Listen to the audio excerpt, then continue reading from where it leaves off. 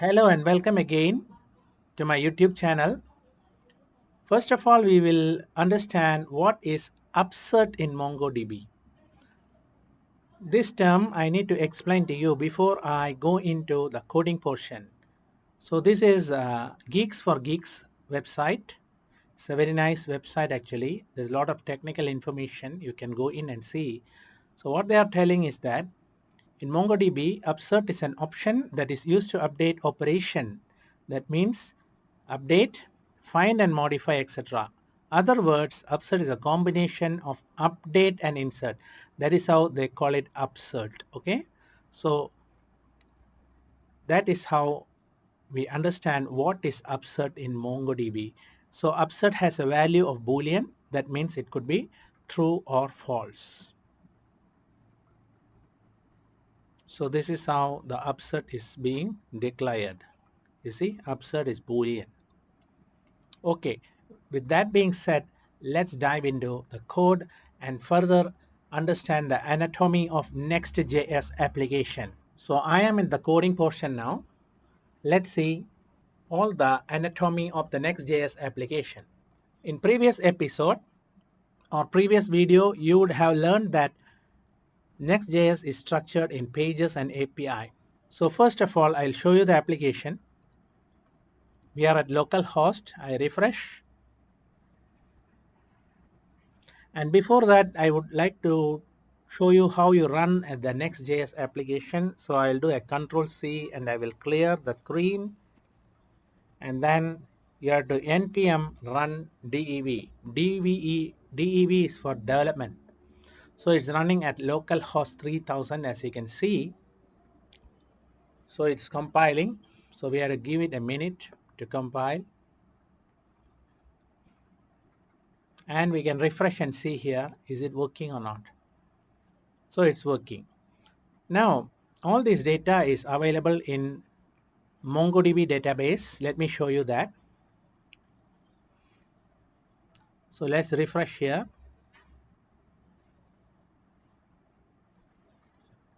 So it looks like there is one data. Let's see, confirm it. There is two data. That means sometimes the MongoDB is like not updating when we click the refresh. So you can see there is two data. Okay. So once the two datas are there, let's test it now. Is it working or not, the application? Both are false, right? So here you can see both are false. Can you see? I'll zoom a bit. Is it possible to zoom? I'm trying to zoom, it's not zooming. Never mind, I'll highlight and show you. Can you see it is false and this is false? So now we go to the application.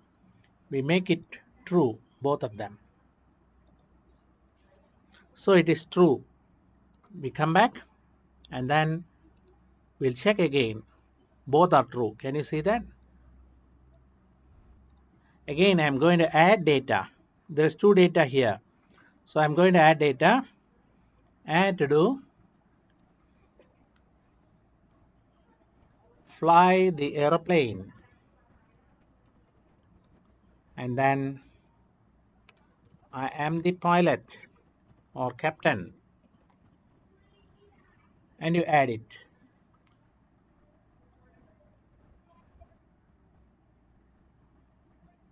So it is added already with the default not done.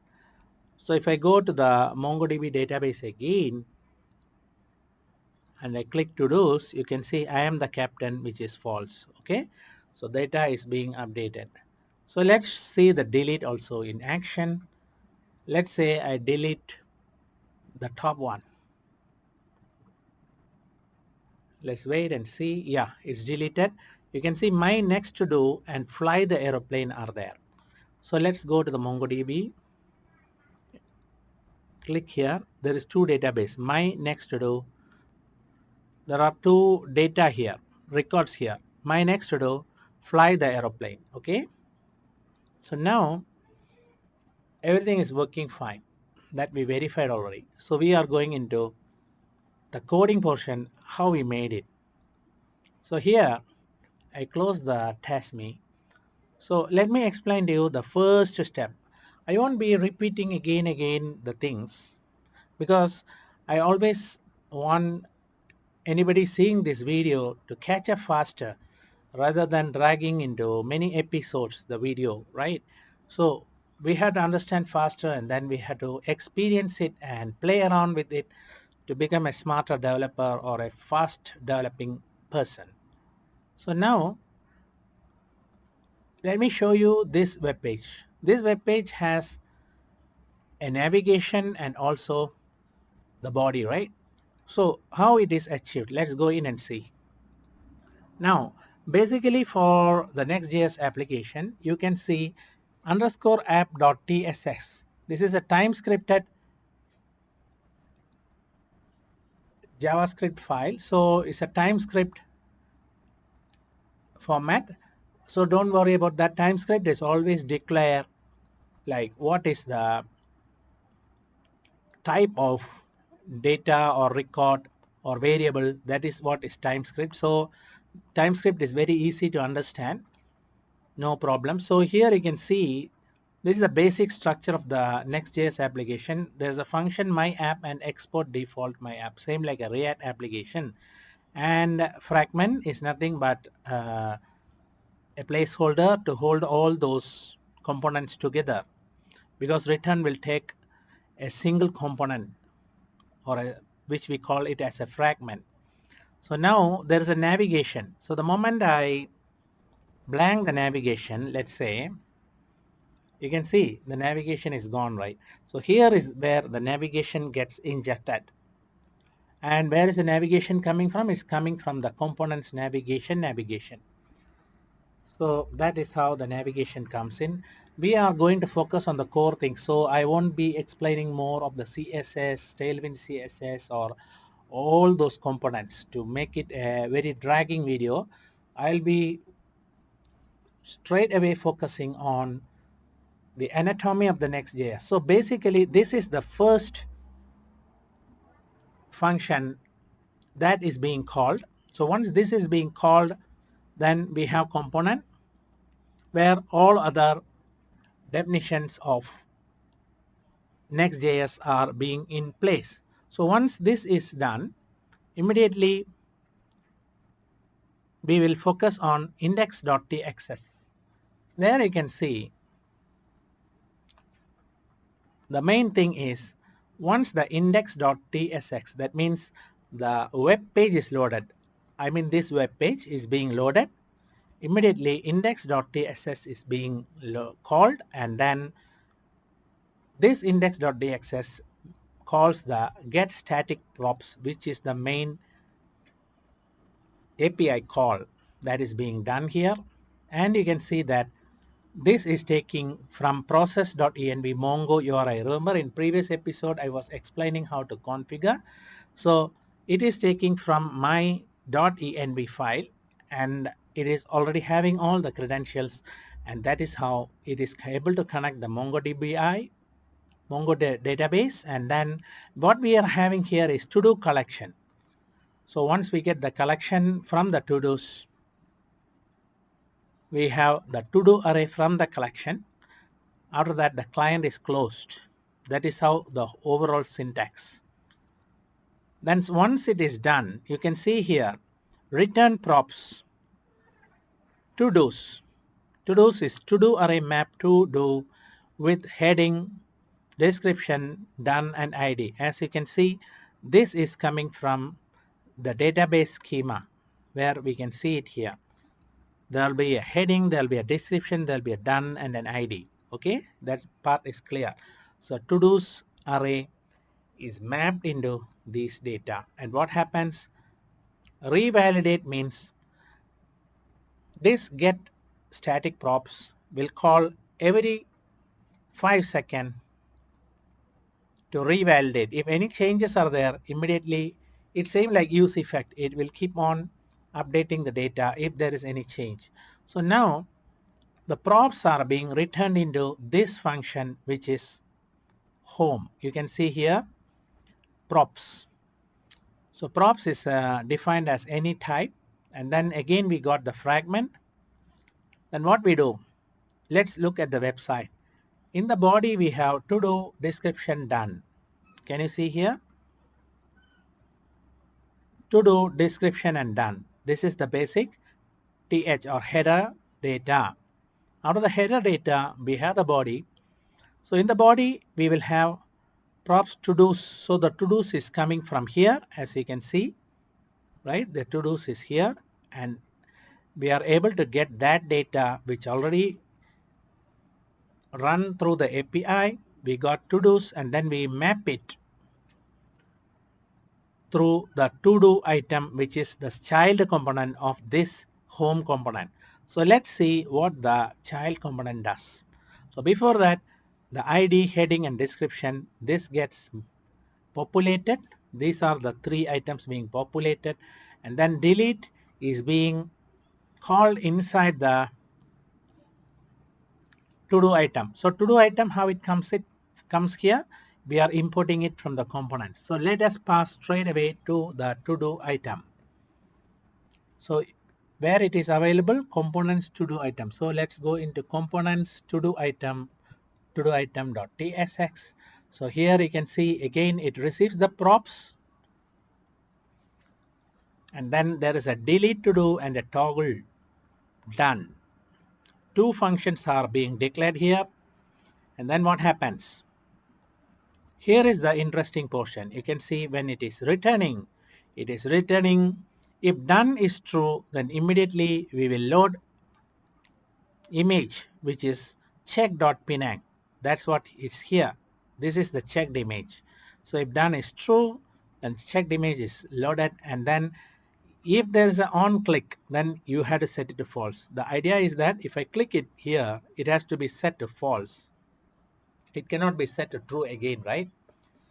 And then if I click here, it has to be set to true. So the image is immediately changing. Let me click again. Okay, so that is how it done. Then after that we will have delete to do. That is what we see here, delete to do. So if we click the delete to do, what happens? Immediately delete to do with the ID. Remember, delete to do needs an ID. Similarly, update, this is the update function on click. It needs an ID with the data. Delete no needs data, but here we need the data because this is an update command. So once it comes here, let's say for example delete to do, the ID comes in and then method is delete. So here is the important portion of the delete call. You may think that from the Node.js we have declared our own interest. Maybe we will put it as API version, something like that. But here is a bit restricted, but at the same time is more effective and efficient. How it is done, I will tell you. Let's watch this definition, path definition. API delete to do ID. So where is the API and where is the delete located? Let's look at this API folder, which is under the pages folder. Remember that I told you that in the previous episode, if anything is put inside the pages folder, that becomes a page itself. So this is the API slash delete, and then we have this file which is todo_tsx. So here we see that there is a handler function being declared. So all this type of syntax is going to be the same. That is the beauty of this. For example, I'll show you this one, and then let's look in the toggle, because remember we did a toggle. This is also a handler function. The syntax is going to be the same, the method is going to be different, and how we declare all these commands is going to be a bit different, but the basic structure is export default handler. So you can see that both are importing Mongo client and object ID from MongoDB. Can you see that? So asynchronous function handler, there's a request and response. So let's hold at this function, which is to do old, which is a delete. So what it is telling is that if request method is not delete, then immediately you exit from this. That means only delete function method is accepted. So because it's a delete, right? So we need to accept only delete. So then we have to await, and of course this is coming from the process definitions from the environment file. And this syntax, as you see, is the same like the get props. It is going to be the same, and then console deleted count result. So that is how the delete function is being called, and immediately it calls on the MongoDB and it will delete it.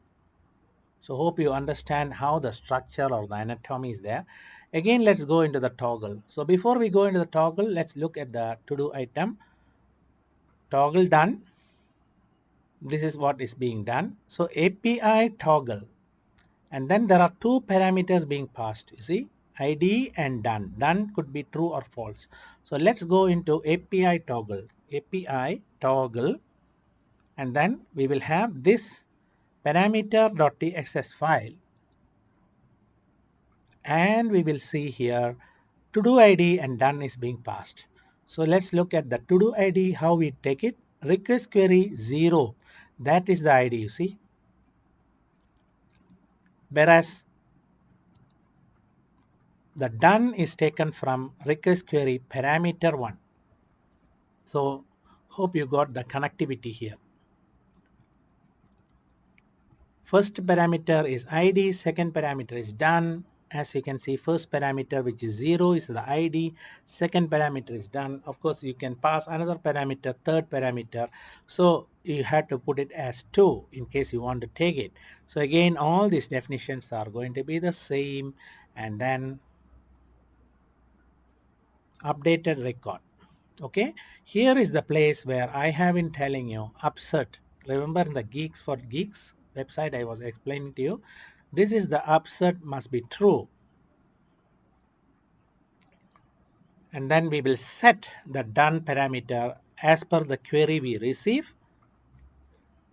ID is not set, you see, because we already have the ID and we pass it in, but we had to set the done parameter. So whatever you want to update, you had to set it, and then you had to pass it into this query, update 1, and finally the database gets updated.